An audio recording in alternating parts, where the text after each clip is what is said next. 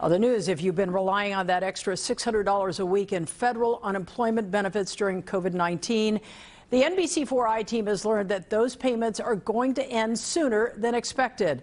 Our consumer investigator Randy Mack joins us live right now to explain why. Randy. Yeah, Colleen, the Trump administration says that the CARES Act was just written improperly in terms of the payment schedule. Now, instead of having that July 31st deadline for the last payment to be paid, it's going to end a lot sooner for people who are actually needing that assistance. Oh, it's huge. I mean, to have been out of work for basically 3 months. Tennis instructor Jean Lupien was just getting back on her feet. It took 8 weeks for her to receive any state unemployment benefits from EDD, and initially, her payment was only $167 a week. I'm only now beginning to be allowed to do anything, and it's very scaled back and very part-time. As an independent contractor, she never qualified for the maximum state benefit of $450 a week.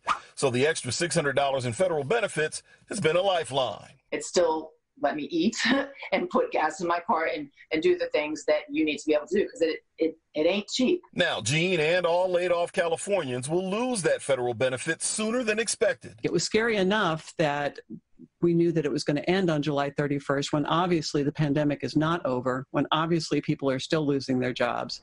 But the fact it might be running out a week earlier is truly frightening. Financial advisor Liz Weston with NerdWallet says based on the state's pay schedule, July 25th or 26th will be the final payment for federal unemployment benefits for Californians.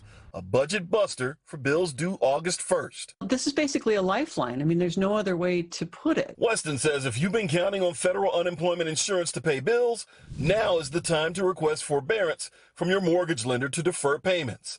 Notify creditors to work out a plan so late payments won't impact your credit score. Most creditors have pandemic hardship plans. And save every penny you can. Jean says she's done all of that and hopes lawmakers adjust to the surge in COVID-19 infections and extend the term of the CARES Act. If not, she says citizens need to use the capital no one has lost: their vote. We're all going to remember who did good things during this time in the government and who didn't. And it will show up in November. New York is the only state that's going to receive benefit payments all the way through July 31st. Congress is still debating what to do next, so stay tuned there. And let the record show that I am the only NBC4 employee who got the memo to wear your Fritz Coleman starter kit down to black blazer, lavender shirt, and multi-gold tie. Reporting live, Randy Mack in Chino Hills for NBC4.